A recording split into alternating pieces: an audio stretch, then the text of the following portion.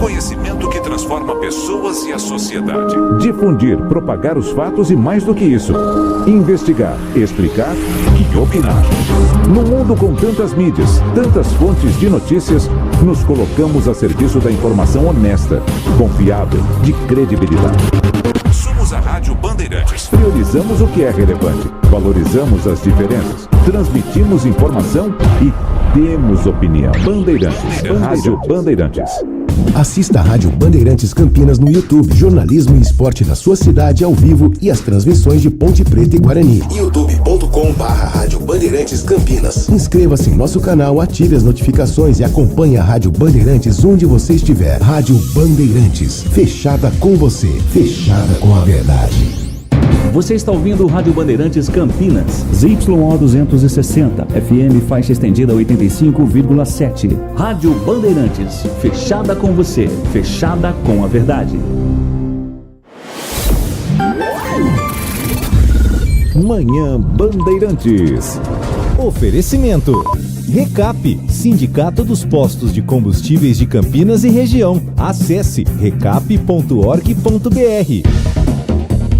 10 horas da manhã, 1 minuto. Muito bom dia a você que está na Rádio Bandeirantes Campinas, você que a partir de agora vai saber mais sobre as informações da região metropolitana do nosso interior de São Paulo, mas sempre com atenção voltada para o que é notícia no estado, no Brasil e no mundo. Hoje, terça-feira, dia 20 de agosto de 2024, eu sou Heitor Fredo, convido você a estar conosco até às 11h30 da manhã, em FM 85.7, pelas plataformas do Grupo Bandeirantes de Comunicação, como o aplicativo Band Play, o portal bandmulti.com e o nosso canal do YouTube, Rádio Bandeirantes Campinas. Comigo nos estúdios, Danilo Capucci na mesa de som e central técnica, e hoje quero começar de uma maneira diferente, trazendo uma informação importante para você que até agora acompanhou o Jornal Gente aqui na Rádio Bandeirantes. A cidade de Americana confirmou nas últimas horas 2 casos positivos da Mpox. Esse ano, até o dia 15 de agosto, sendo 2 homens, um na faixa etária de 20 a 39 anos e outro com idade entre 40 e 49 anos. A nota divulgada pela Secretaria de Saúde da cidade diz que o perfil de transmissão da doença, em razão da Lei Geral de Proteção de Dados, a Vigilância Epidemiológica apenas vai disponibilizar informações sobre idade e sexo dos pacientes infectados pela privacidade a essas pessoas. Não é um caso exclusivo aqui na nossa região. Em Campinas, 8 casos da Mpox, ou a Monkeypox, também foram registrados, mas a Secretaria Municipal de Saúde afirma que a cepa do vírus é diferente da que está circulando na África e que já faz com que a Organização Mundial de Saúde recomende o início da vacinação em alguns países afetados. Sobre esse assunto, o Manhã Bandeirantes conversa ao vivo neste momento com o secretário estadual de Saúde, Eleusis Paiva, que está conosco direto da Capital Federal e vai trazer mais informações também a respeito de como a Secretaria de Saúde está monitorando os casos aqui no estado de São Paulo. Secretário Eleusis Paiva, muito obrigado pela sua atenção com o nosso ouvinte. Um bom dia, prazer recebê-lo aqui na Rádio Bandeirantes. Bom dia, Heitor. Primeiro agradecer vocês da Rádio Bandeirantes a oportunidade, de a gente estar podendo comunicar com seus ouvintes, levando informação qualificada, informação importante para a nossa população. Os casos registrados no interior de São Paulo, no estado como um todo, eles, claro, estão sendo acompanhados pela Secretaria de Saúde, mas eles preocupam em que nível? Num nível de já buscar uma alternativa como a vacinação ou num nível ainda de apenas monitorar a situação dos pacientes? Olha, o que é importante? Primeiro, a população saber que o estado de São Paulo está muito atento à doença da Mpox. E o que nós estamos fazendo? Estamos fazendo o acompanhamento e monitoramento da Mpox em todo o território do estado de São Paulo. Ativamos um plano de contingência que o estado de São Paulo tinha feito no ano de 2022, quando tivemos aqui no estado de São Paulo mais de 4.000 casos.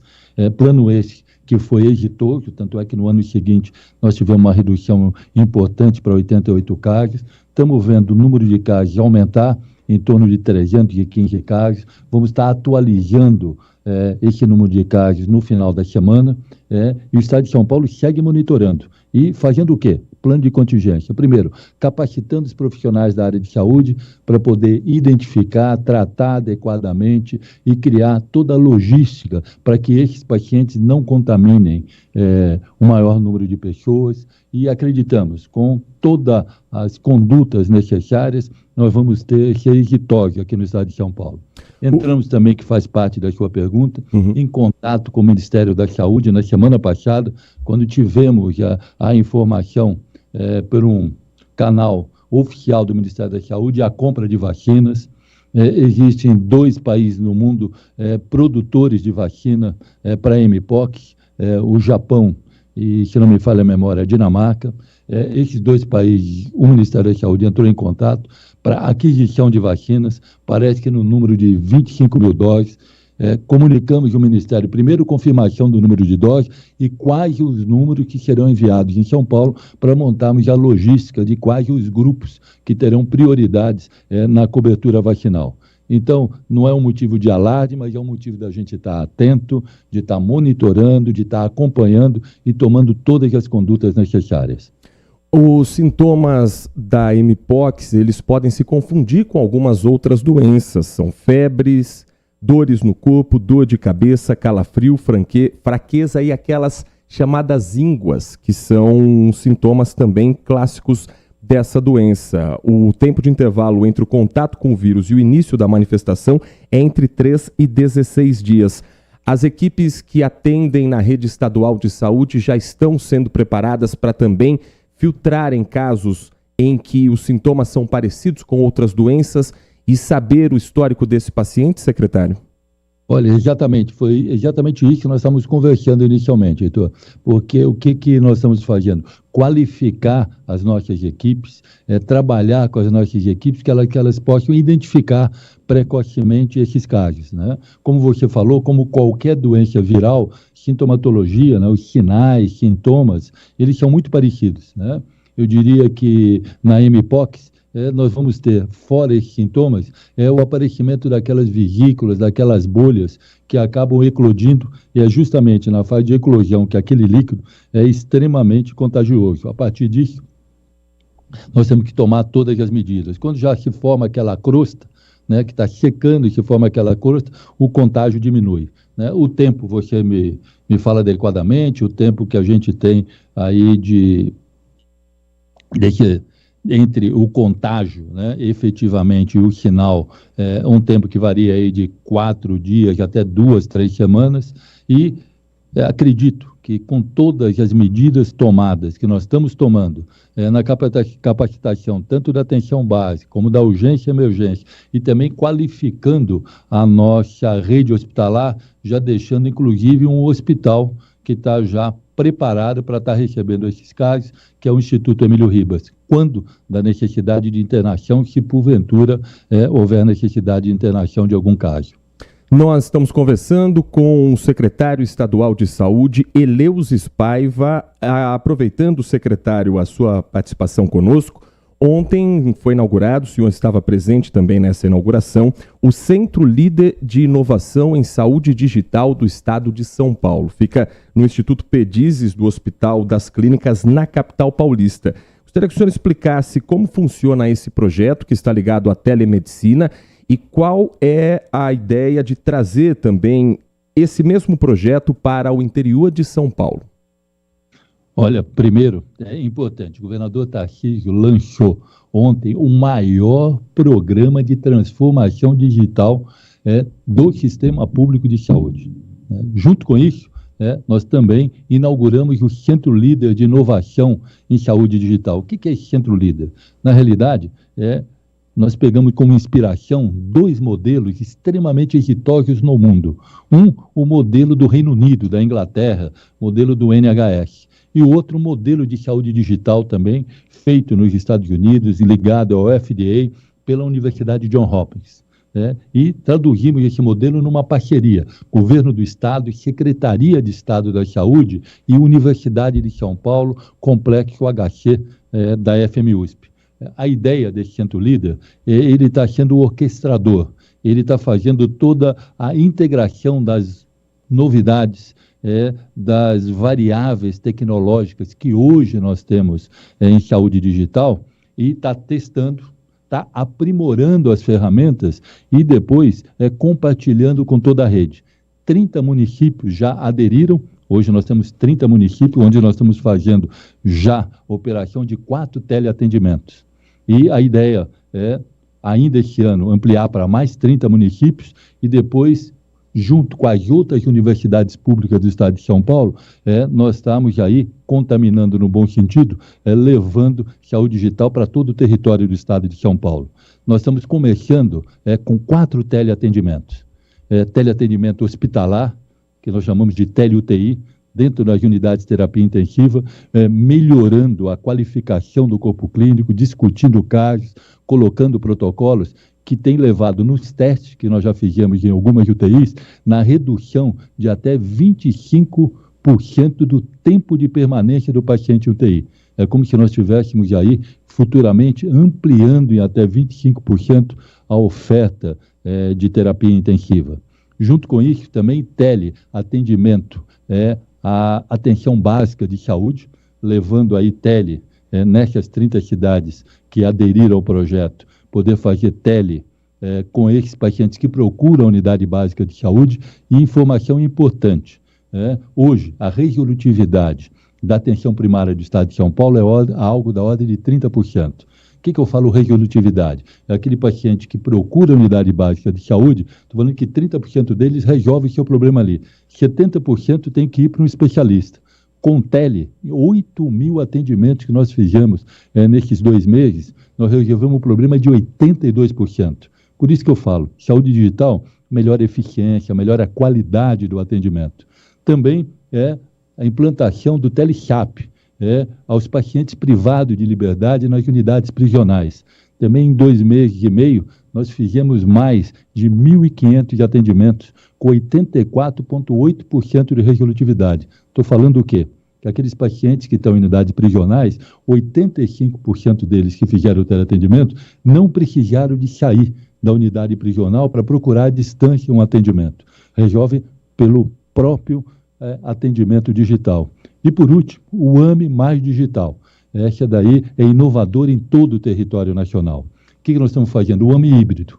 O AME, que quem está nos ouvindo já está acostumado, quem vai no AME, aquele atendimento presencial, mas a opção também de fazer um atendimento à distância. De que forma? Primeiro, utilizando duas vertentes que nós temos no AME. Primeiro, aquelas especialidades onde a demanda é muito grande e tem fila, para a gente poder reduzir essas filas. E segundo, especialidades onde nós temos dificuldade de fixar profissionais, que acaba gerando filas, também poder impactar. Então, dessa forma, acredito que o governador Tarcísio dá um passo importante para a gente diminuir as desigualdades que nós temos na área de saúde, ampliar o acesso, mas tão importante quanto ampliar o acesso, aumentar a oferta, é aumentar a oferta com qualidade, com eficiência e com otimização de recursos. Secretário, para a gente finalizar, esse ano Campinas sofreu em 2 meses com a superlotação em hospitais do SUS, por falta de leitos no mês de março, no mês de abril.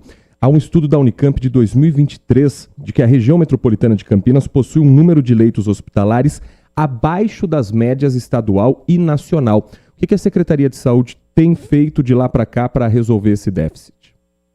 Olha, primeiro que nós estamos muito atentos a esse problema e sempre articulando muito com o secretário de saúde da região, buscando saídas, inovações para poder melhorar esse sistema. Eu lembro que quando nós começamos o projeto de regionalização, eu tive a oportunidade de ir por 2 vezes em reuniões de oficinas na cidade de Campinas e com toda a região, e colocava um primeiro momento seguinte: olha, vamos primeiro esgotar todas as possibilidades que nós temos para poder ampliar o número de leitos que hoje nós temos na região, e pensarmos até no futuro da necessidade ou não de um novo hospital na região. E olha, informação para dar para vocês, só com a regionalização e com a tabela SUS paulista. O que é a tabela SUS paulista, para quem está nos ouvindo? É que a maioria dos procedimentos no Sistema Único de Saúde, eles estavam sem reajuste há 20 anos. Isso gerava o quê? Os hospitais filantrópicos, quanto mais eles atendiam, quanto maior era o seu endividamento, o que levava o quê? Uma redução de atendimento. E eu falava, e agora vou dar número para vocês, que quando nós melhorássemos, né, o financiamento desses hospitais, pagando adequadamente uma tabela do sistema público, nós íamos ampliar a oferta. E vou trazer números para vocês. A região de Campinas recebeu, nesses primeiros 6 meses, mais de 160 milhões de reais de aporte ao sistema público. E isso impactou positivamente? Impactou. Nós aumentamos o número de IH na região em mais de 11.500. Aumentou mais de 11.500 IH. O que é IH para quem está nos assistindo? É autorização de internação hospitalar. Então, eu estou falando que aí na região de Campinas, nós aumentamos aí, por mês, algo em torno de 1.800 internações. 1.800 internações, se a gente fizer um cálculo com o tempo médio de internação de 5 dias, nós vamos ver que é como se nós tivéssemos ampliado mais de 320 leitos na região de Campinas. E mesmo com isso, nós estamos vendo isso. Então, o Estado de São Paulo, ponto de vista de gestão, de qualidade, nós estamos ampliando cada vez mais o acesso da população. E vamos continuar discutindo, com os secretários municipais, com os prefeitos, a necessidade de ampliarmos ainda mais, agora com uma oferta de mais 20%. E também fazendo avaliação, não só com a Unicamp, mas com todos os setores, a necessidade ou não de um hospital regional do Estado na região metropolitana. Nós conversamos no Manhã Bandeirantes com o secretário estadual de Saúde, Eleusis Paiva, a quem agradecemos muito pela atenção com o nosso ouvinte. Secretário, um bom dia, bom trabalho para o senhor e para toda a sua equipe. Eu que agradeço. Um abraço para você, a todos os ouvintes da Rádio Bandeirantes. Obrigado pela essa oportunidade desse canal direto que nós temos com o seu ouvinte. Um abraço, um bom dia, uma boa semana. Muito obrigado, nós é que agradecemos a Eleusis Paiva, secretário do Estado de São Paulo na pasta de saúde. Falamos a respeito das ações que estão sendo feitas pelo governo do Estado no combate à Mpox. Vamos a Brasília também conversar com a Tayane Mello para saber como o Ministério da Saúde está lidando com os novos casos. Afinal de contas, é uma preocupação não apenas no nosso interior de São Paulo, mas em todo o Brasil. Tayane, bom dia para você. Bom dia a você e a todo mundo que está com a gente nessa terça-feira. Olha, a ministra da Saúde, Nízia Trindade, afirmou que mesmo com o aumento do número de casos, mesmo com a OMS, a Organização Mundial da Saúde, ter decretado a emergência mundial da doença, da Mpox, não há necessidade de pânico aqui no Brasil. Então, o Ministério da Saúde decidiu instalar esse centro de operações de emergência. Esse centro foi instalado na última quinta-feira, na sede da Secretaria de Vigilância em Saúde e Ambiente aqui em Brasília.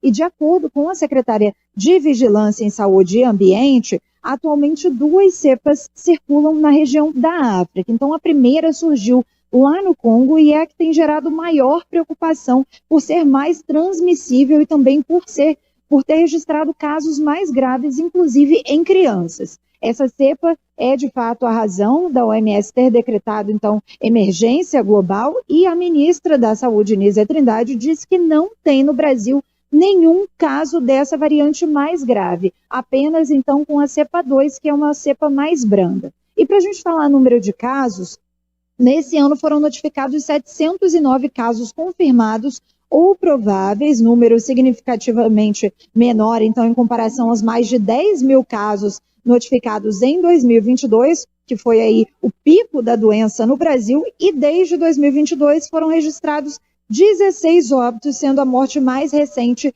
em abril do ano passado. E para a gente falar de vacina, que é o que muito interessa para todos nós. Atualmente são 2 vacinas contra o vírus da Mpox, e no ano passado a vacinação contra a Mpox foi iniciada aqui no Brasil, então com o uso da vacina sendo liberada pela própria Anvisa de forma provisória, claro que priorizando a proteção das pessoas com maior risco de evolução para essa doença. Então, desde o início da vacinação, foram aplicadas mais de 29 mil doses aqui no Brasil. O Ministério da Saúde anunciou na semana passada que está em negociação com a Organização Pan-Americana de Saúde para aquisição emergencial de cerca de 25 mil doses aqui para o nosso país, mas a ministra da Saúde diz que não vai haver vacinação em massa, que não há motivo, então, para esse alarde, porque aqui no Brasil a situação está estabilizada. A ministra ainda reiterou que está estudando a eficácia da vacina no enfrentamento dessa nova cepa que surgiu lá no Congo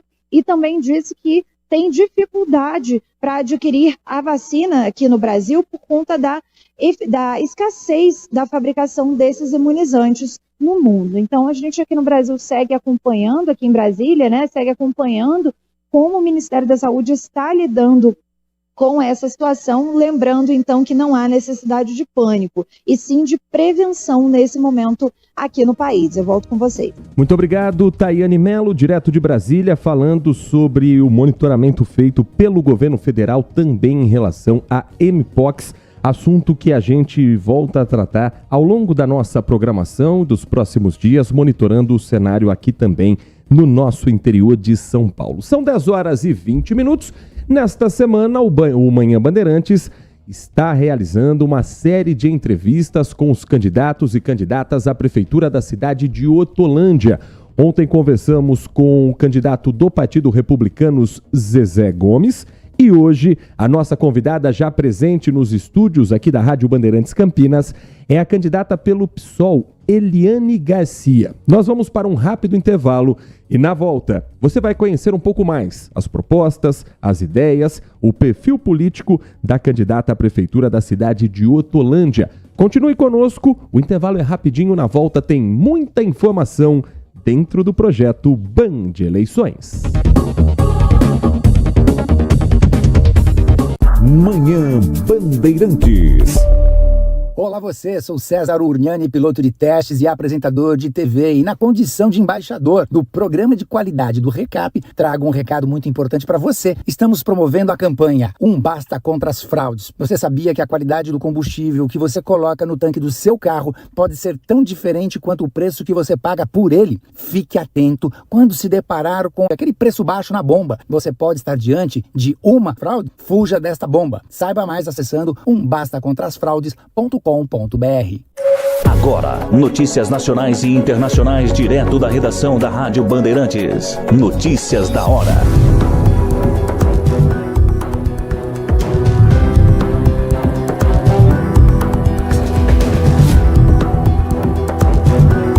O Ministério da Educação divulga nesta terça-feira o resultado da segunda chamada do ProUni 2024. A lista será disponibilizada no Portal Único de Acesso ao Ensino Superior. O ProUni oferta bolsas de estudos integrais e parciais em cursos de graduação e sequenciais de formação específica em instituições de educação superior privadas. O candidato pré-selecionado deve comprovar renda familiar bruta mensal de até um salário mínimo e meio por pessoa para obter a bolsa integral, que cobre a totalidade do valor da mensalidade do curso. Já a bolsa parcial, a renda mensal per capita exigida é de até 3 salários mínimos. O prazo para a manifestação de interesse na lista de espera vai do dia 9 ao dia 10 de setembro e o resultado da lista de espera sairá no dia 13 de setembro.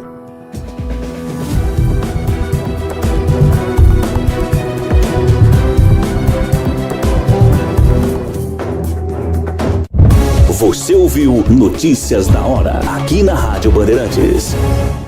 Band Mulher, de segunda a sexta, a partir da 1h35, Larissa Lopes abre as tardes femininas da Band. Um programa com tudo sobre o universo feminino. Traz assuntos do seu dia a dia sobre saúde, família, carreira, moda, beleza e muita novidade sobre o universo dos famosos com a Nath Lucchesi. Band Mulher, de segunda a sexta, a partir da 1h35 da tarde, na tela da Band+. Manhã Bandeirantes.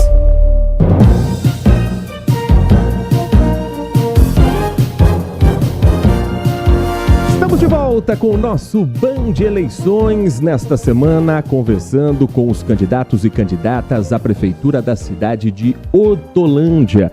E a nossa convidada, direto dos nossos estúdios no Complexo de Comunicação João Jorge Saad, no Jardim São Gabriel, em Campinas, é Eliane Garcia, candidata do PSOL à Prefeitura da cidade de Hortolândia.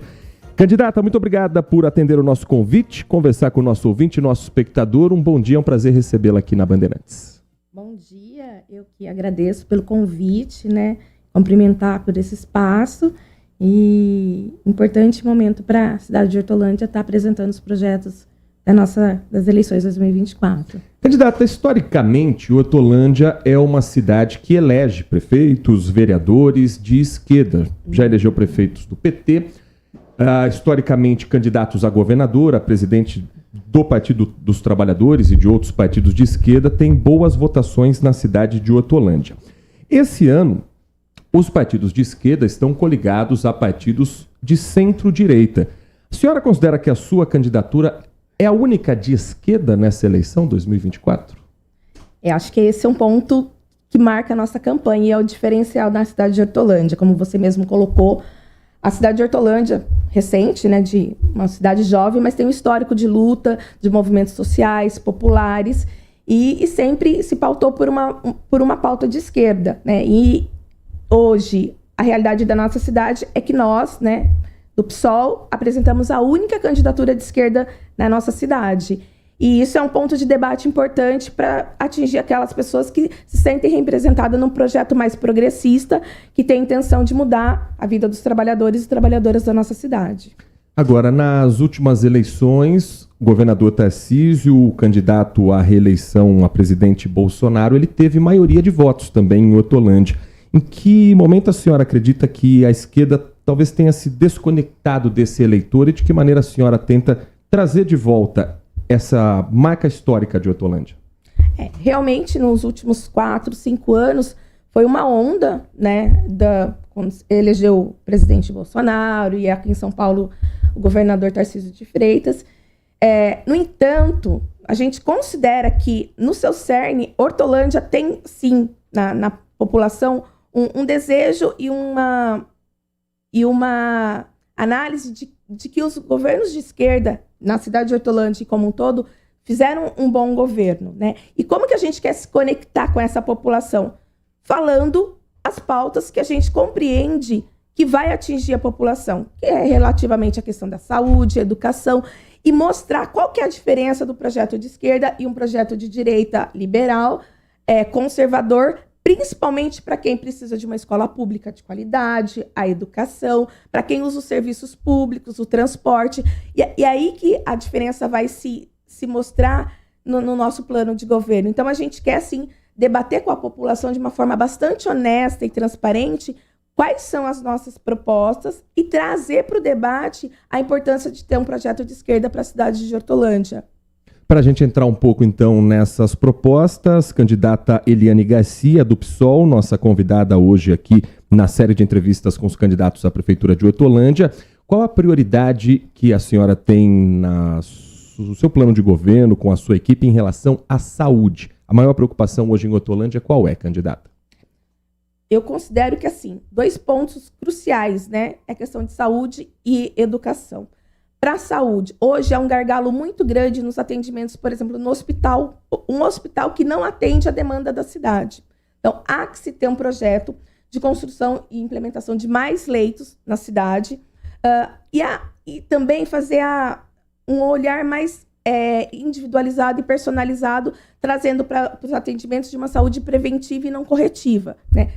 Nos atendimentos, dos prontos atendimentos, nas UBSs, nas unidades de saúde da família. A gente tem que retomar aquilo que antigamente era muito mais próximo da população, onde os médicos sabiam o nome da família, sabiam o nome do paciente. Então, humanizar mais o atendimento nas unidades básicas de saúde, nas UBSs, implementar atendimentos mais especializados na UPA, para garantir também que não haja uma superlotação no hospital, por exemplo, que nós temos um único hospital na cidade, que acho que tem que se discutir esse formato desse hospital, que boa parte da sua gestão é terceirizada, algo que nós condenamos e não vamos compactuar com isso, que a gente compreende que a saúde pública tem que ser gerenciada e ofertada por servidor público, e isso faz muita diferença.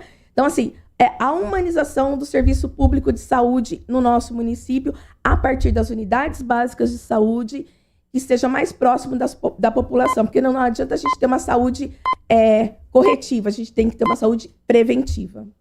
Com relação à área de mobilidade urbana, candidata, quais são as principais propostas que a senhora tem, principalmente para desafogar algumas ruas e avenidas da cidade e para quem utiliza o transporte público em Hortolândia, seja urbano, seja intermunicipal?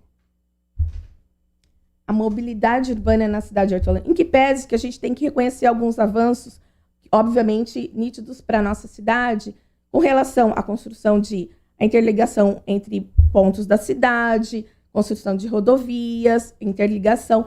No entanto, a gente percebe que há um problema que não é de hoje, que é a questão do transporte público. Primeiro, que não tem uma interligação completa ainda entre as cidades e o bairro. É uma cidade que cresce de uma maneira vertiginosa nos últimos 10 anos, e o transporte público, principalmente, não acompanhou esse crescimento, né? O trabalhador que precisa se deslocar entre a cidade, né, ou intermunicipalmente para cidades de Sumaré, Campinas, Americana, a cidade não oferece esse transporte público de qualidade, porque a gente compreende hoje que há um pouco diálogo com a população para entender as principais demandas, e um diálogo também com o setor do empresariado do transporte público, que a gente considera que não é um transporte público. Além de não ser de qualidade, tem um preço alto, né, e que não atende a demanda da população que precisa se deslocar, principalmente com o transporte público.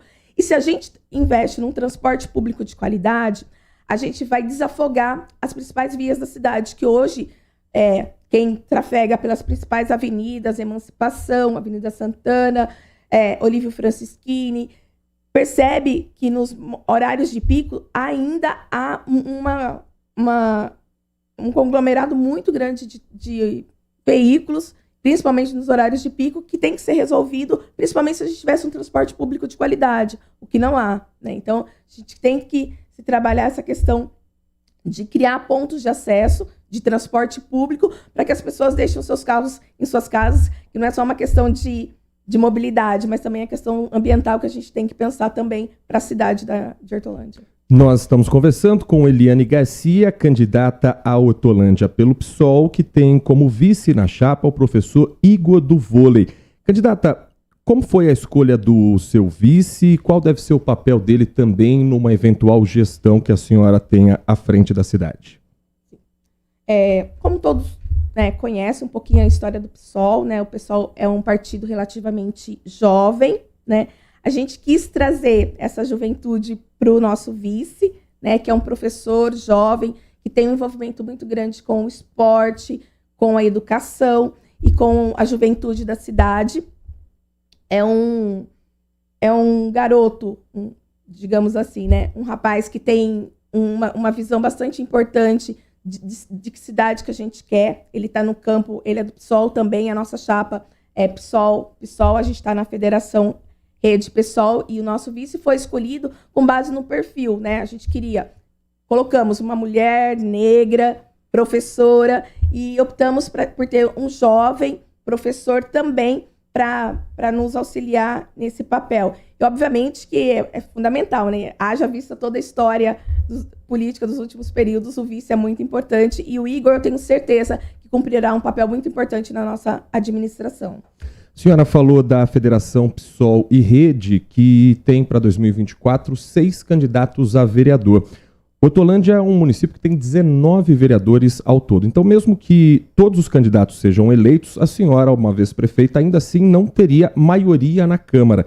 Como que a senhora imagina um diálogo, uma vez eleita prefeita, com partidos que hoje fariam oposição, pelo menos na teoria, ao PSOL como gestora pública?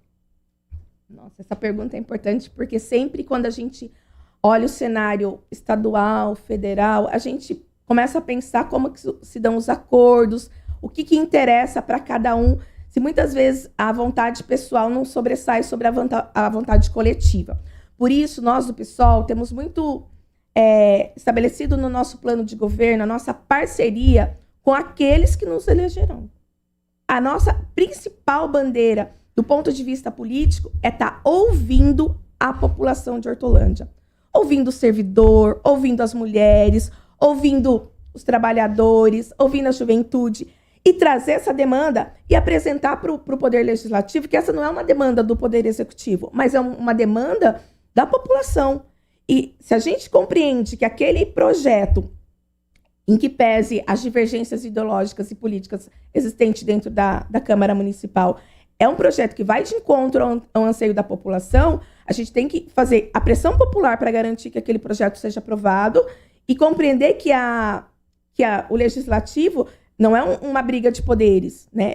É uma conjectura para garantir um melhor resultado para a população, né? Então, assim, interesses individuais, políticos, partidários, eles não vão se sobressair no mandato do PSOL. Não vão. Porque, primeiro, que a gente não vai trabalhar com jogo de interesses, não haverá barganha num eventual governo do PSOL. O que haverá é o interesse da população acima de qualquer coisa. E se a gente precisar mobilizar a população para transporte, para saúde, para educação, a gente vai fazer isso. A gente não vai se furtar em ter um governo democrático, popular, pautado pela consulta daqueles que têm mais interesse. Candidata Eliane Garcia, do PSOL, conosco aqui nessa edição do Band Eleições. Temos ainda um minutinho, candidata, para falar sobre segurança pública. Uma preocupação também do eleitor. Qual a senhora entende que é o papel da Guarda Municipal no combate também à criminalidade numa cidade como Hortolândia? Infelizmente, nos últimos períodos, né, nós já tivemos, eu sou moradora de Hortolândia já há 47 anos, né, sou funcionária pública e da área da educação. Hortolândia já foi muito mais violenta do que é hoje, isso é fato, né?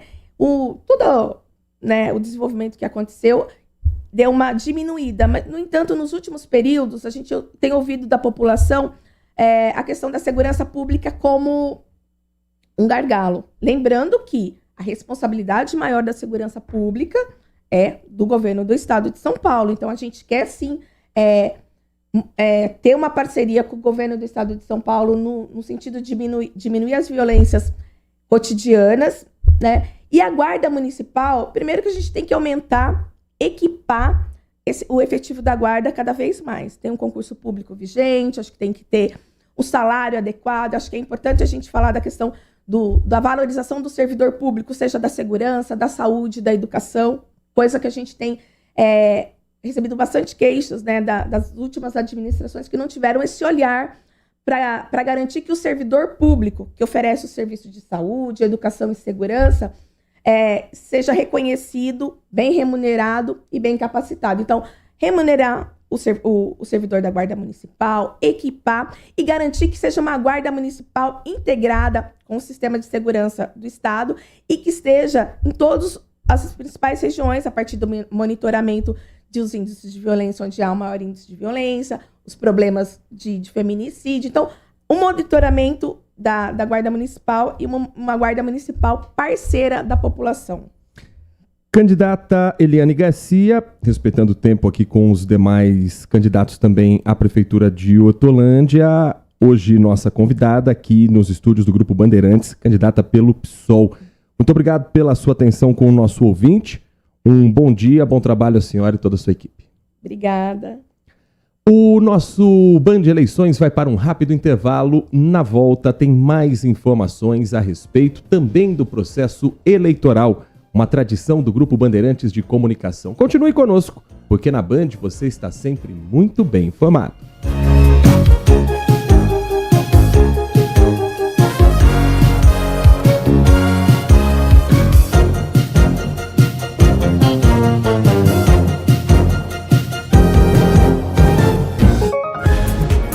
Você está ouvindo Manhã Bandeirantes. Oferecimento. Recap, Sindicato dos Postos de Combustíveis de Campinas e Região. Acesse recap.org.br. LG Mota Imóveis. A imobiliária campeã em vendas apresenta LG Mota Meg Store, o shopping de imóveis de Campinas e região. Uma mega estrutura no coração do Cambuí. na Avenida Coronel Silva Teles, 387, esquina com a Rua Coronel Quirino. São 60 empreendimentos no mesmo lugar, direto dos principais incorporadores do país. São imóveis comerciais e residenciais. Para moradia ou investimento, nosso telefone é 19 3722 7740 e nossas redes sociais, @LG Mota Imóveis.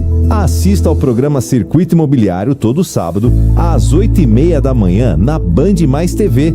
E ouça na Rádio Bandeirantes toda sexta e sábado, às 10 da manhã. O nosso maior patrimônio é o nosso cliente.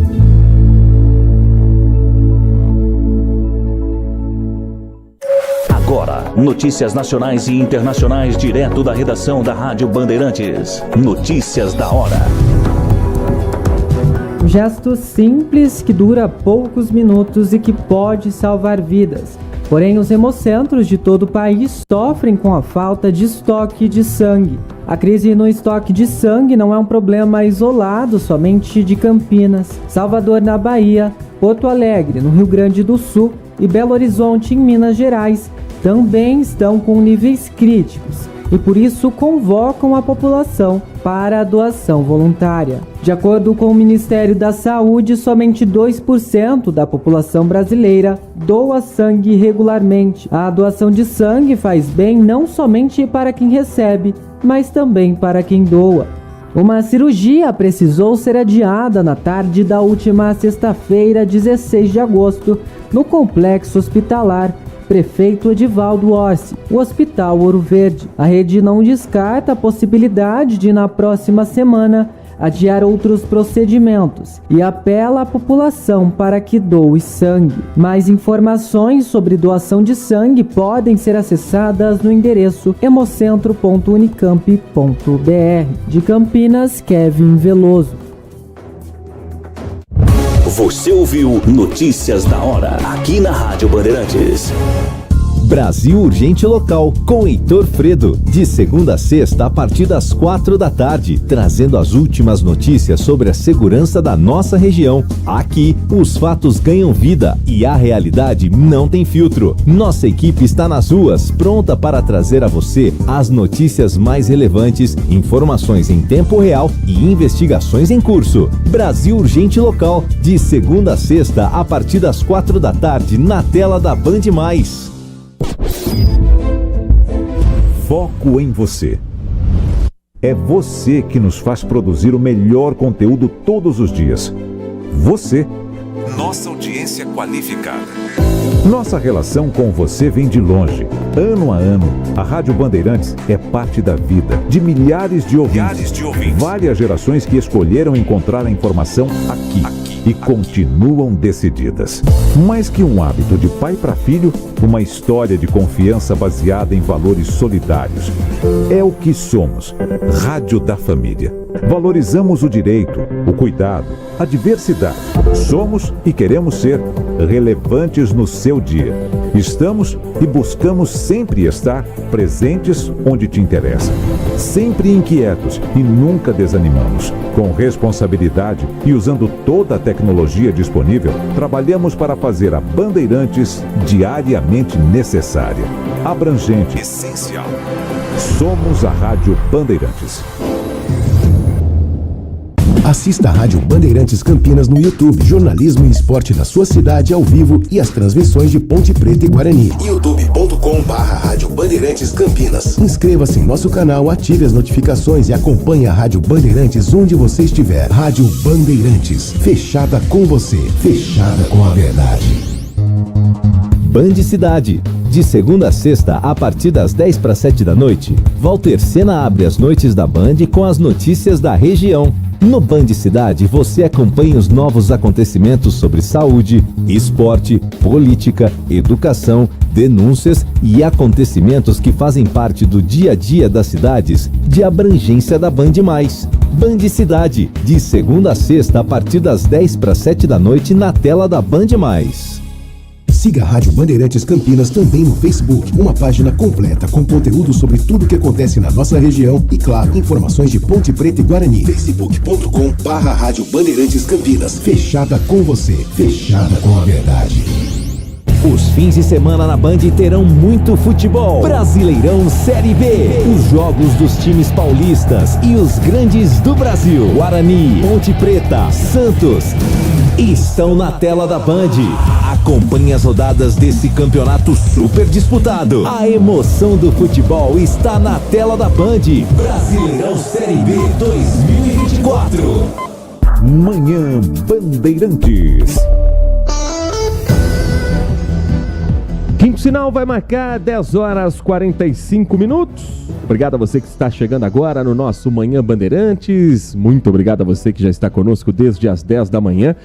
Vamos respirar um pouco, né? O programa hoje começou a 1000 por hora, já 2 entrevistas importantes aqui nessa edição. Conversamos com o secretário estadual de Saúde, Eleusis Paiva, a respeito dos casos recentes da Mpox aqui no interior de São Paulo e também o lançamento do Centro Líder de Inovação em Saúde Digital.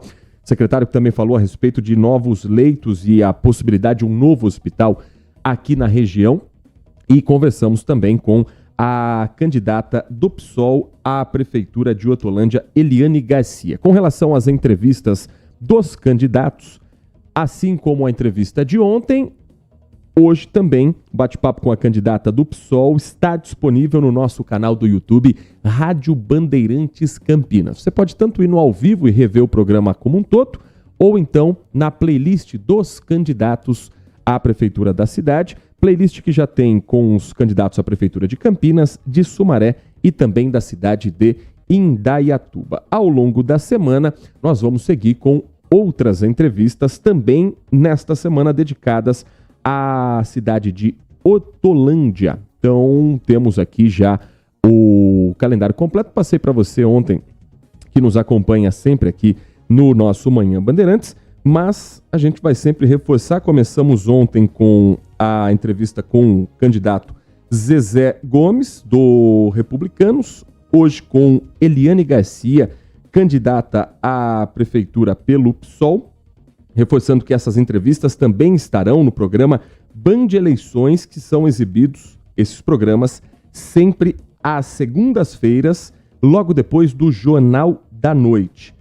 E sempre com 2 entrevistas por programa. Então, o tempo também ele é determinado em função dessa outra demanda que nós temos com o Grupo Bandeirantes de Comunicação, que vem promovendo debates, vem promovendo entrevistas e que vem dando ao eleitor de todas as cidades da região metropolitana um pouco mais de informação de quem será o próximo, a próxima prefeita na sua cidade. Os candidatos todos estão falando conosco. Então, ontem conversamos com o Zezé Gomes do Republicanos, hoje nossa entrevista com a Eliane Garcia do PSOL, amanhã estará presente conosco aqui nos estúdios da Rádio Bandeirantes Aline Nunes, candidata pelo Partido Democracia Cristã.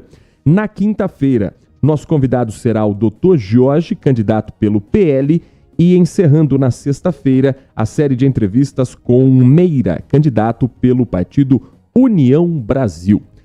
Às 10 horas e 48 minutos, sobre as entrevistas de hoje. Aliás, muito obrigado a você que está conosco e que já manda mensagem pelo nosso WhatsApp, o 19 97102 1493, 97102 1493. Hoje não passei como estão as rodovias aqui na nossa região, né? Nesse momento, você que está pelo sistema Anhanguera Bandeirantes, você que nos dá carona, muito obrigado pela sua audiência. Trânsito com aquelas condições que a gente sabe de um dia útil complicado para chegar a São Paulo, trecho com lentidão em Jundiaí, entre os quilômetros 61 e 60 na Anhanguera, entroncamento com a rodovia Dom Gabriel, mas fluindo bem. Nenhum acidente registrado neste momento, felizmente, e nada que atrapalhe também a vida do motorista na pista sentido interior.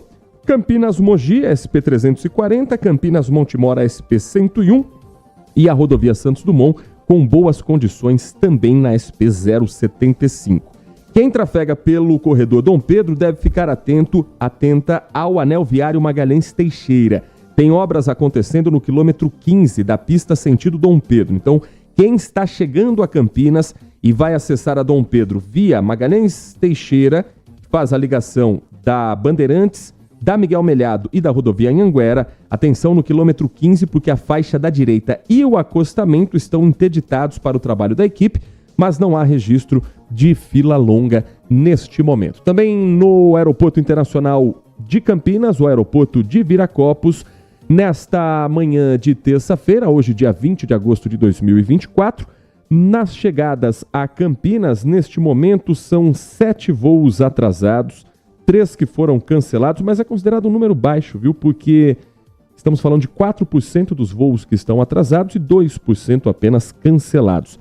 Em 1 minuto tem um voo chegando da Azul, direto do Rio de Janeiro. Já está ali muito próximo de chegar à cidade de Campinas. Um dos voos cancelados seria o de Brasília, com destino a Viracopos, marcado para as 10h55. É um dos 3 voos cancelados. Nas partidas do Aeroporto Internacional de Viracopos, nesta manhã, um atraso médio de 9 minutos em 16 voos partindo de Campinas.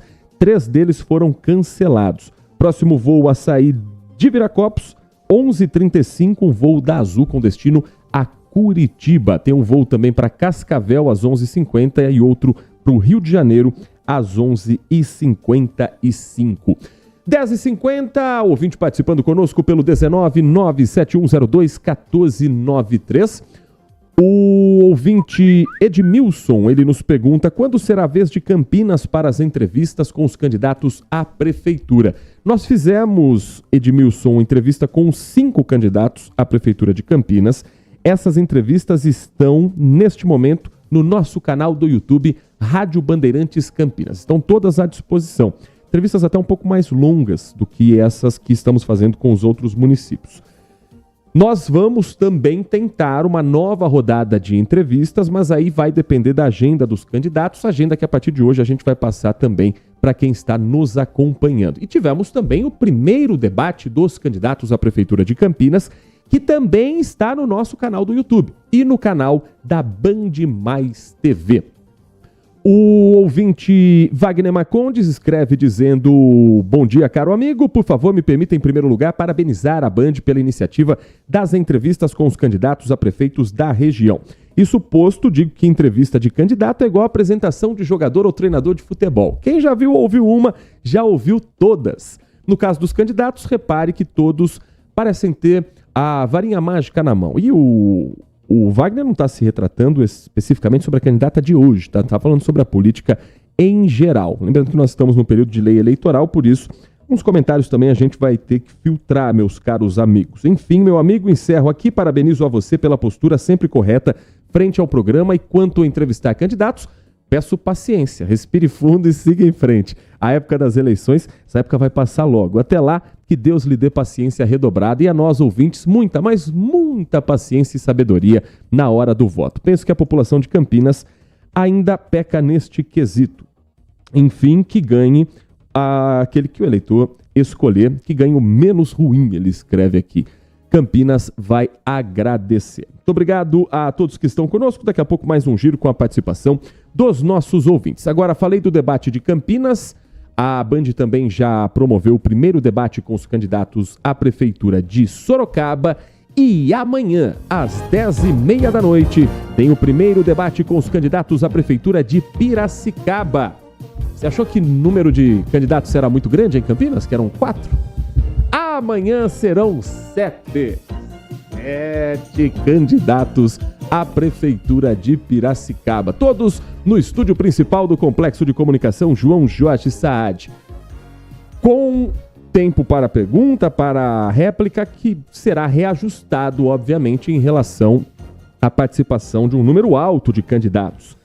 Presenças confirmadas de Alex Madureira, candidato pelo PL, Bajas Negre, candidato pelo PSDB, Edivaldo Brito, candidato do Avante, Elinho Zanata, candidato pelo PSD, Luciano Almeida, o candidato do PP, Paulo Campos, candidato pelo Podemos, e a professora Bebel, candidata pelo PT. São 7 nomes confirmados no debate que começa amanhã às 10h30 da noite e terá a mediação de Walter Sena, com o mesmo formato que a gente acompanhou de Campinas e Sorocaba. O primeiro bloco com o candidato perguntando para candidato, segundo bloco perguntas feitas a eleitores na cidade e eles vão escolher aleatoriamente, com sorteio previamente definido.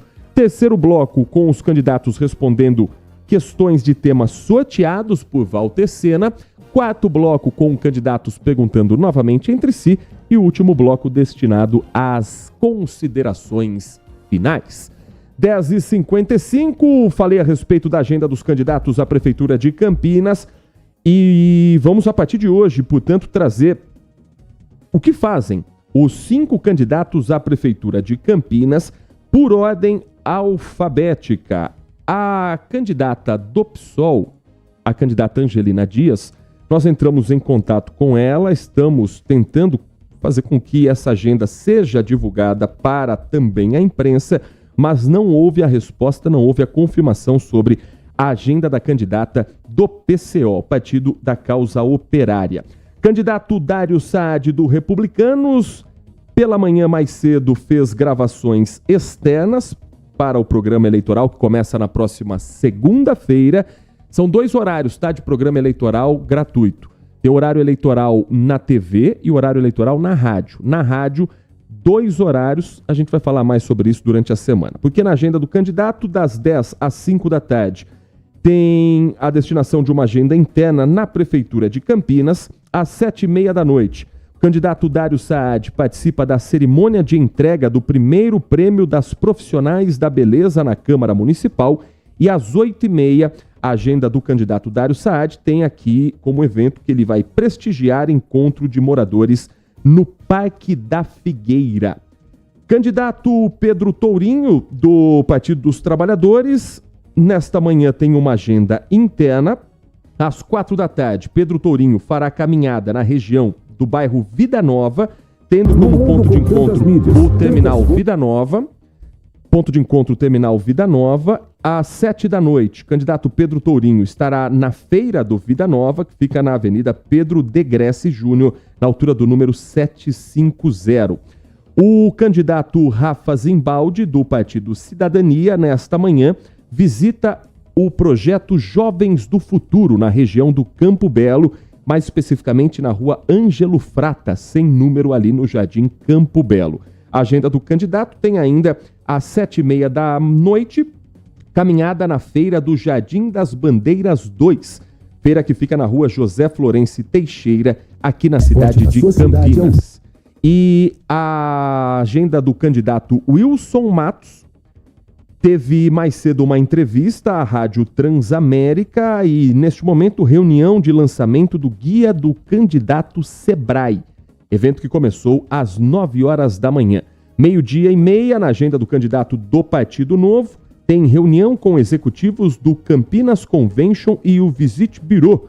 Às 2 da tarde, gravação de vídeo de campanha e às 18 horas, na agenda do candidato Wilson Matos, o encontro com músicos do samba e pagode no distrito de Barão Geraldo. Então, sobre o horário eleitoral político, horário eleitoral gratuito, começa na próxima semana e são 2 horários em rádio e 2 horários na TV. São aqueles considerados comercialmente os horários nobres do rádio e da televisão.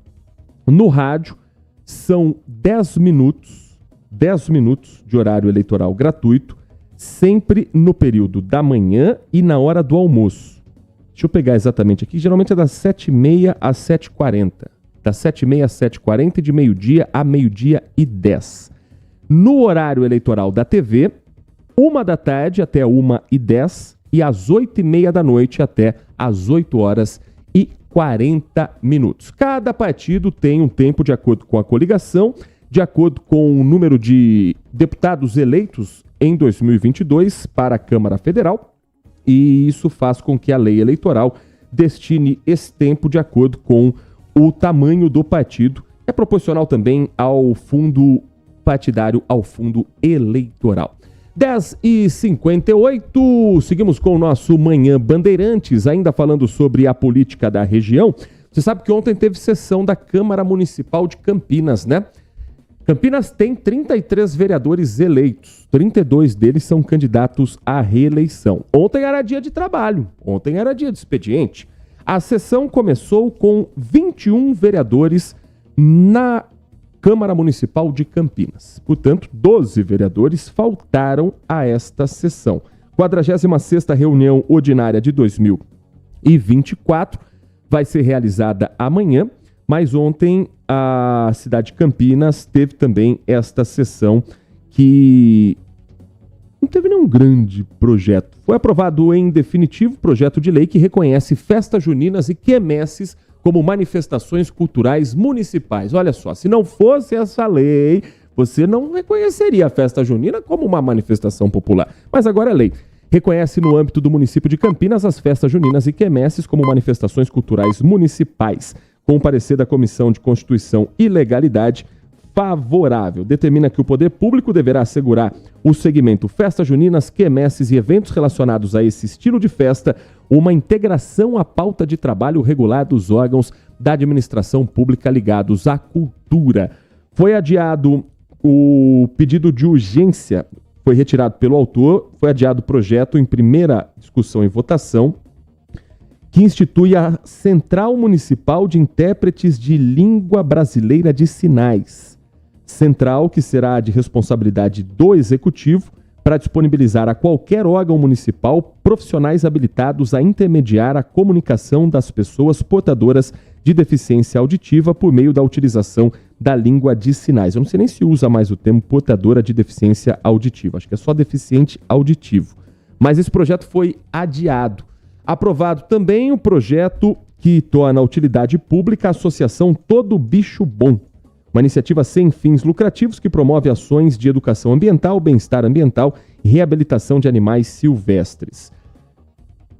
O que mais que teve na pauta ontem aqui da Câmara Municipal? Alteração de um termo altera a lei complementar que autoriza a venda de imóvel. Enfim, as sessões da Câmara daqui para frente não vão entrar em grandes assuntos polêmicos, né? Porque os vereadores que estão buscando a reeleição sabem que muitos desses projetos talvez não sejam dos mais populares, alguns outros projetos talvez não seja o momento de tocar no assunto, mas as sessões não param. Amanhã tem mais sessão e veja se o seu vereador está presente. É importante que ele continue nas atividades, porque você não sabe o que parece quando um time busca uma vaga na Copa Sul-Americana. Ele fica todo feliz no Campeonato Brasileiro, conseguiu a vaga na Sul-Americana, e aí quando começa o campeonato ele coloca time reserva. Ele joga, não é minha prioridade. Se a pessoa foi eleita vereadora em Campinas e está novamente buscando a vaga de vereador ou vereadora, é porque ela tem que fazer bem o trabalho dela. Tem que estar presente nas sessões, tem que mostrar que tem projetos para a população. Então, é importante que a gente saiba também se os vereadores estão atuando, mesmo nesse período de eleições, porque a cidade não para. Não é porque a gente está em eleição que a cidade também não tem os seus problemas. 11h02, problemas que chegam também da área de segurança pública. Deixa eu acionar o repórter Everton Ramos, porque um furto foi registrado em uma unidade básica de saúde na cidade de Hortolândia, que hoje deve voltar a ter as suas atividades normalizadas. Ontem, pacientes que chegavam para buscar atendimento eram orientados a procurar outras unidades de saúde e a procurar, eventualmente, outros horários para agendamento. Porque ladrões entraram numa unidade de saúde, numa UBS, e fizeram um enorme estrago. O Everton Ramos conta pra gente os detalhes na reportagem do Manhã Bandeirantes. A imagem feita pela funcionária ao chegar para trabalhar por volta de 5h40 da manhã impressiona. Salas, mesas e armários revirados, portas arrombadas. Foi aí que veio a constatação. A unidade básica do Parque do Horto tinha sido furtada. Notebooks, celulares, tablets, fogões elétricos a indução, chaleiras, pratos, fritadeiras e o que dava para passar pelo vão dessa janela foi levado pelos criminosos. Eles arrancaram a grade que protegia a janela e pelo vão invadiram a unidade. Os micro-ondas chegaram a ser retirados do suporte, mas não passaram pela janela. Para a gente ter uma noção ainda do estrago causado por aqui, para ter acesso ao almoxarifado que estava trancado, eles precisaram, olha a marca dos calçados, chutar e arrombar a porta para ter acesso a onde estavam os medicamentos. E até mesmo a torneira do banheiro foi alvo dos criminosos. Nenhum medicamento foi levado. A Guarda Municipal e a polícia foram acionadas. O local foi fechado para passar por perícia. As consultas precisaram ser remarcadas. Os atendimentos e os profissionais foram remanejados para as unidades São Jorge e Orestes Húngaro. A estimativa é que mais de 100 pessoas tenham sido impactadas pelo não funcionamento da UBS após o furto. A unidade deve reabrir amanhã. Essa já é a segunda ação criminosa em um mês no local. O vão da janela teve o vidro quebrado durante o primeiro furto. Na época foram levadas as tubulações de oxigênio, usadas para fazer inalação nos pacientes. A equipe avalia que só nesse furto o prejuízo tenha sido em torno de R$12 mil. Seguindo com as informações das últimas horas aqui na nossa região metropolitana de Campinas, algumas das publicações do portal bandmulti.com, um casal suspeito de integrar a facção criminosa que age dentro e fora dos presídios morreu durante uma troca de tiros com policiais da Delegacia de Investigações Gerais em Americana. Um policial ficou ferido. Tudo começa com o cumprimento de um mandado de busca e apreensão na região do bairro Praia Azul. Já havia a suspeita de que o casal fizesse parte de um esquema ligado ao tráfico de drogas e a outras ações do crime organizado. Quando os policiais chegam, são recebidos a tiros. Há o que na legislação, que também no cumprimento do regimento interno da polícia se chama de revide à injusta agressão. Os disparos foram feitos, o casal chegou a ser socorrido, mas não resistiu aos ferimentos. Segundo os agentes, quando os policiais chegaram, o suspeito estava no sofá, sentado, com uma arma em mãos. Ele tinha 19 anos e fez alguns disparos contra os policiais. Um deles atingiu o colete à prova de balas. Foi o que salvou a vida desse policial civil, desse investigador da DIG, a Delegacia de Investigações Gerais. Houve o revide, o suspeito foi atingido, não resistiu aos ferimentos e morreu no local. Uma mulher de 22 anos que estava armada em outro cômodo da casa, ouviu a confusão, apareceu e atirou contra um policial. Também houve revide, ela também não resistiu aos ferimentos. O policial foi encaminhado ao hospital, ele não corre risco de morrer e esteve presente na cena do crime a polícia técnico-científica, a perícia técnica já realizada, como é procedimento de praxe também em ocorrências como essa. Ainda girando as informações também aqui da nossa região metropolitana de Campinas, você, 13h, no Acontece, vai acompanhar com a Júlia Zampieri algumas informações a respeito de uma ocorrência que aconteceu no bairro Mário Dedini, cidade de Piracicaba. Um criminoso foi linchado por pessoas que o reconheceram de uma ação que foi na rua João Batista Feltran. Foi constatado pela polícia, ao receber a informação via Copom, que uma tentativa de roubo estava sendo registrada. 2 mulheres estavam em um carro. Esse homem simulou que estava armado e começou a agredir essas 2 mulheres. Uma delas, uma senhora, uma idosa.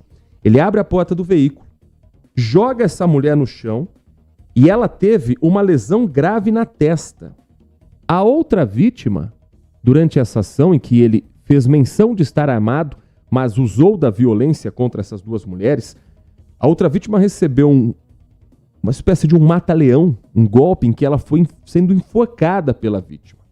No momento em que essas cenas de violência estavam acontecendo, uma mulher enforcada dentro do carro, a outra ferida no chão, as vítimas pediram socorro gritando. Começaram desesperadas a pedir por ajuda para quem estava passando. E aqueles que viram a cena foram para cima deste homem para primeiro evitar que elas fossem mais espancadas ainda e depois evitar que ele fugisse da polícia. Ele começou a ser agredido e teve uma grave lesão na nuca. As vítimas, bem como o autor, foram socorridos, permaneceram sob observação médica. A Polícia Civil foi informada de tudo o que aconteceu, foi ao hospital, deu voz de prisão a esse ladrão, que permanece no Hospital Fornecedores de Cana, em Piracicaba, sob escolta policial. Assim que receber alta, ele vai ser encaminhado para a cadeia. Mas ele está ainda internado em estado grave. Devido à população estar vindo para cima das equipes, tentaram ainda tomar o criminoso de volta, mesmo depois da prisão. Não houve o registro, não foi possível registrar quem participou desse linchamento, segundo a Polícia Civil, porque a prioridade era prestar socorro às vítimas e ao próprio assaltante e deixar imediatamente o local. A equipe avisou que, se receber alguma imagem, pode incluir isso também no boletim de ocorrência. Você acha que alguém vai mandar a imagem de quem agrediu o ladrão? Se aparecer, é papel da polícia também fazer isso virar parte do inquérito. Se não, vida que segue, que acredito que é o que vai acontecer nessa história.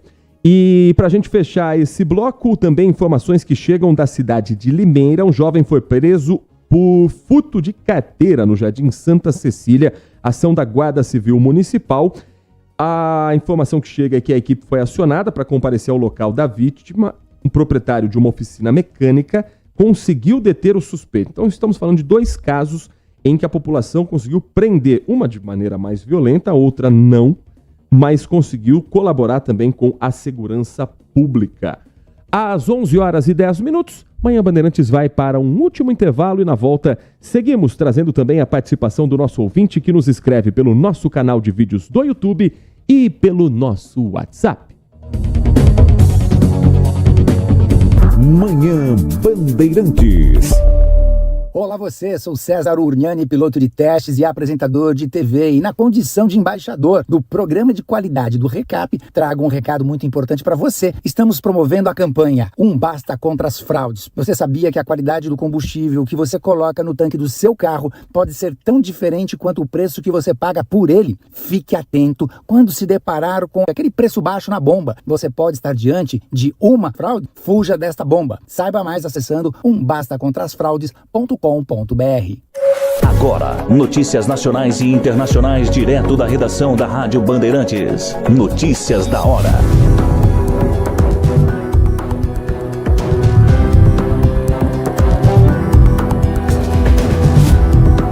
A FUVEST abriu as inscrições para o vestibular 2025 da Universidade de São Paulo.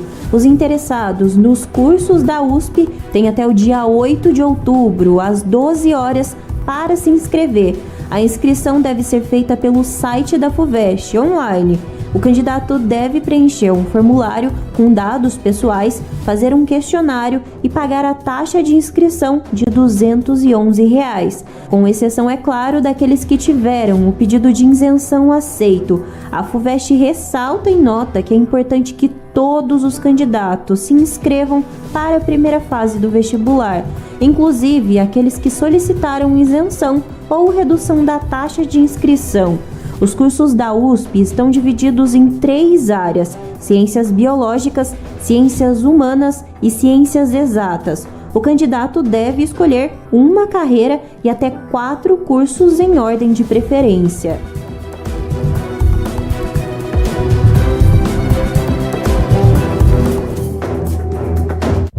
Você ouviu Notícias da Hora, aqui na Rádio Bandeirantes. O MasterChef mudou a forma do brasileiro ver a gastronomia. E nesta edição de 10 anos na Band, a competição está ainda mais apimentada. Helena Rizzo, Fogaça, Jacan e eu esperamos você. Saboreie com a gente cada ingrediente desta temporada de celebração, recordação e, claro, muita emoção. MasterChef Brasil, uma década de paixão. Terça, 10h30 da noite, na Band TV. Manhã Bandeirantes.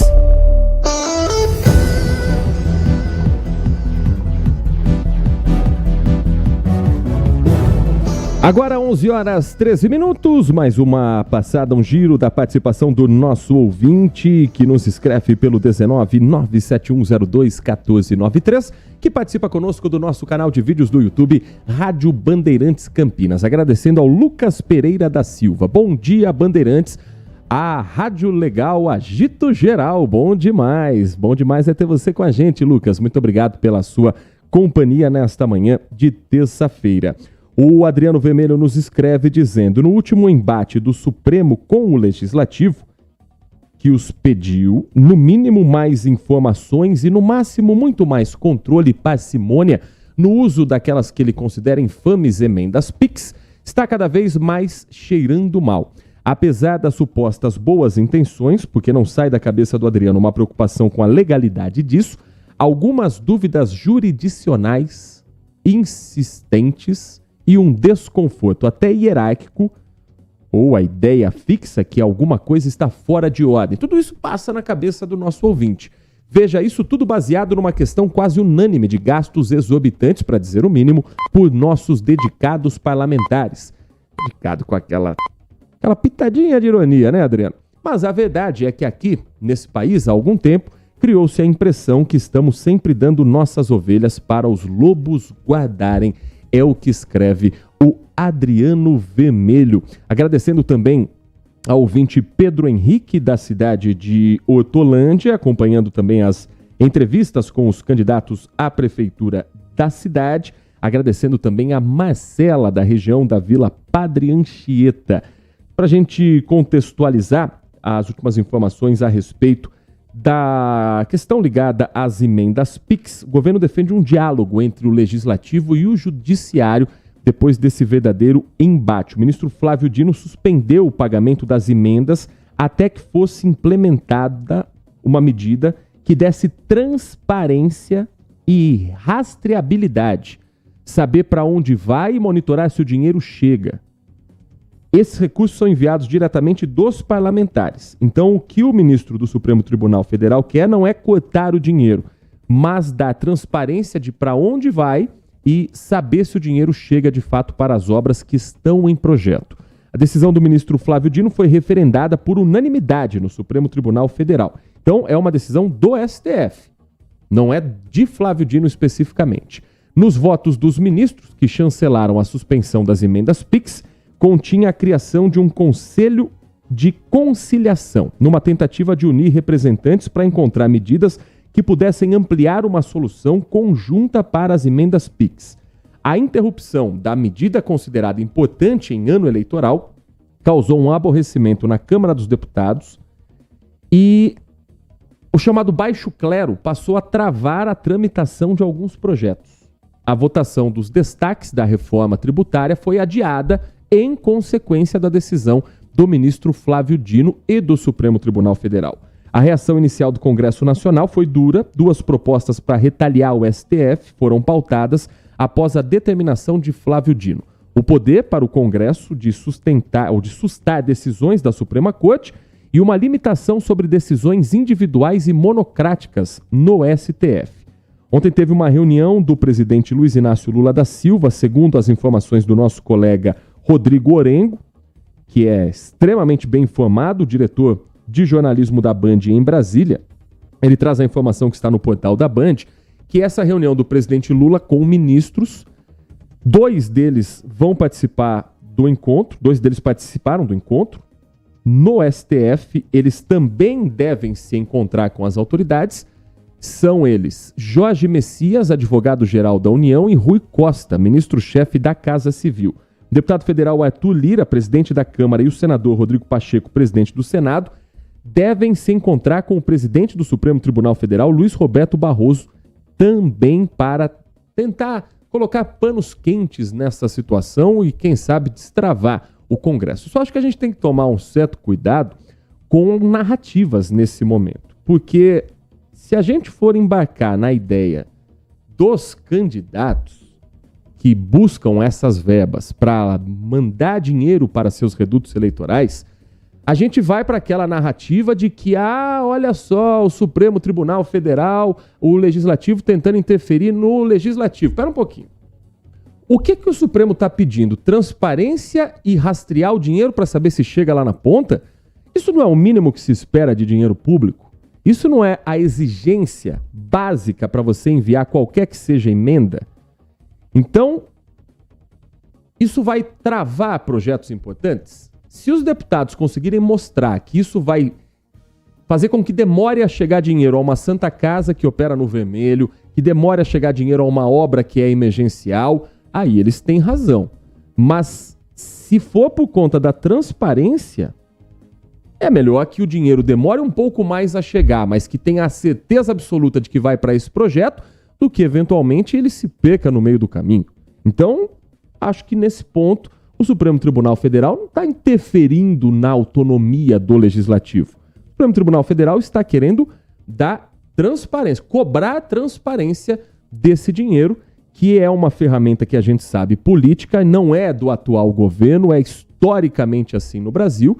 Muda de nome, vira emenda impositiva, vira emenda PIX, mas no fundo a situação é a mesma. É dinheiro que entra direto para projetos enviados por deputados.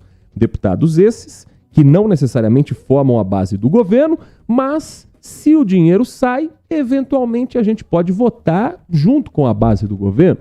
Por que não? O projeto pode ser bom para o país, mas ele só vai ser bom para o país se a emenda for liberada? Então é isso que os parlamentares estão passando, porque a gente vê muitas vezes narrativas compradas por eleitores que são orquestradas por grupos políticos. E quando a gente fala em emenda, aí a gente não está falando de esquerda, de direita, a gente está falando da classe política como um todo. Porque todo mundo se mata na Câmara, todo mundo aponta o dedo um para a cara do outro, mas na hora de votar alguns projetos para o campo político, essas bancadas conseguem se unir com mais facilidade. Fundão eleitoral foi assim, emendas impositivas também têm sido assim. A gente tem que ficar de olho no que acontece na política brasileira e em seus bastidores sempre, para a gente não ser pego desprevenido ou reproduzir, às vezes, alguma opinião que não é nossa, é de alguém que tem algum interesse por trás. 11h21, deixa eu fazer aqui uma reverência ao nosso colega Danilo Capucci, que ainda não tivemos tempo de parabenizar pelo aniversário comemorado ontem. Danilo Capucci, que hoje está na mesa de som e na central técnica. Ontem pegou o famoso day off, esteve em casa, merecida folga, e hoje está novamente conosco.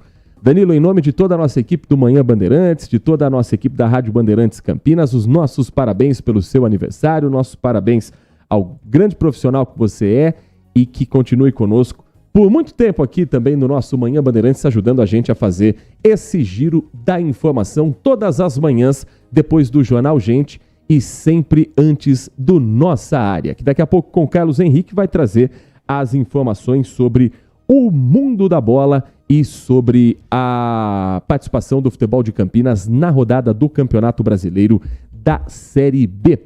Só para a gente fechar esse último assunto que eu falei das chamadas emendas PIX, o presidente do Supremo Tribunal Federal vai realizar daqui a pouco o almoço com o presidente da Câmara dos Deputados e com o presidente do Senado. Então, quando eu disse que haveria uma reunião, essa reunião já vai acontecer hoje. É um almoço entre Luiz Roberto Barroso, Arthur Lira e Rodrigo Pacheco. O encontro acontece em meio às decisões do ministro Flávio Dino, como a gente citou, das emendas PIX de deputados e senadores no orçamento da União. É tratado esse evento como uma reunião institucional. Depois tem o almoço para tentar pacificar a relação do Supremo com o Congresso após a suspensão das emendas. Ao longo dos anos, o Executivo foi perdendo poder sobre a execução do orçamento. Então, quando eu disse que não é de hoje, em 2015, durante o governo da presidente Dilma, o Congresso aprovou o orçamento impositivo, que era um mecanismo em que as emendas dos deputados e senadores deveriam obrigatoriamente ser pagas pelo governo federal, responsável pela execução do orçamento da União. No governo de Jair Bolsonaro, as emendas PIX foram criadas pelo Congresso e reservaram mais uma fatia de recurso para os parlamentares. Por que PIX? Porque o PIX é a transferência que a gente faz e cai na hora. A emenda é assim: o Congresso tem cerca de 60 bilhões de reais previstos no orçamento, valor que representa quase a mesma quantia do Executivo. É muito dinheiro ou não é? Tem que fiscalizar ou não tem? Tem que saber se a obra vai ser realizada ou não. Eu não estou entendendo todo esse barulho, para ser muito honesto. O ministro entendeu que a suspensão da emenda é necessária para evitar danos irreparáveis aos cofres públicos. Pela decisão, somente emendas destinadas a obras que estão em andamento e para atendimento de situação de calamidade pública poderão ser pagas. Decisão motivada por uma ação protocolada na corte pelo PSOL. O partido alegou ao Supremo que o modelo de emendas impositivas individuais e de bancada de deputados federais e senadores torna impossível o controle preventivo dos gastos. Pois eu vou puxar aqui para ver se o pessoal também usou das emendas PIX e se tem algo a ver com não ter recebido alguma recentemente. Às 11h24, o nosso Manhã Bandeirantes vai ficando por aqui, agradecendo pela sua companhia, agradecendo pela sua audiência e fazendo o convite para você seguir conosco dentro da programação da Rádio Bandeirantes Campinas. A partir de agora, Carlos Henrique está chegando com o Nossa Área em uma terça-feira de bola rolando, hein? Às 9h hoje tem Amazonas e Ponte Preta. Jogo pela 22ª rodada do Campeonato Brasileiro da Série B. A Ponte buscando uma vitória fora de casa. Uma vitória que pode fazer com que o torcedor sonhe em se aproximar do G4 e nessa reta final tentar, por que não, brigar na parte de cima da classificação. Amanhã tem um jogaço no Brinco de Ouro às 19h. Guarani e Santos se enfrentam em Campinas. Jogo que não custa lembrar, torcida única. Você, torcedor santista que nos acompanha, ouça as emoções do jogo pela Rádio Bandeirantes Campinas. Não vá ao estádio, não vá disfarçado, não vá. Vou colocar uma camiseta branca, ninguém vai reparar? Vai reparar. Torcedor sabe quando tem infiltrado. Não coloque em risco a sua segurança por um jogo de futebol. Acompanhe pela Rádio Bandeirantes e você, torcedor bugrino, certamente vai fazer uma enorme festa casa cheia nessa partida contra o Peixe. E com as reportagens do Vladimir Catarino, com o giro da participação também do nosso ouvinte, o Nossa Área, a partir de agora, vai falar sobre esses dois jogos e a preparação para a rodada completa do Campeonato Brasileiro da Série B. Com os trabalhos técnicos na mesa de som e na central técnica de Danilo Capucci e a coordenação do Gil Kleber, nós ficamos por aqui agradecendo a sua companhia e amanhã, 10 da manhã, estamos de volta seguindo também com a série de entrevistas com os candidatos à prefeitura da cidade de Hortolândia. Eu espero você às 4 da tarde no Brasil Urgente na tela da Band. Obrigado pela sua audiência e continue na melhor. Continue na RB.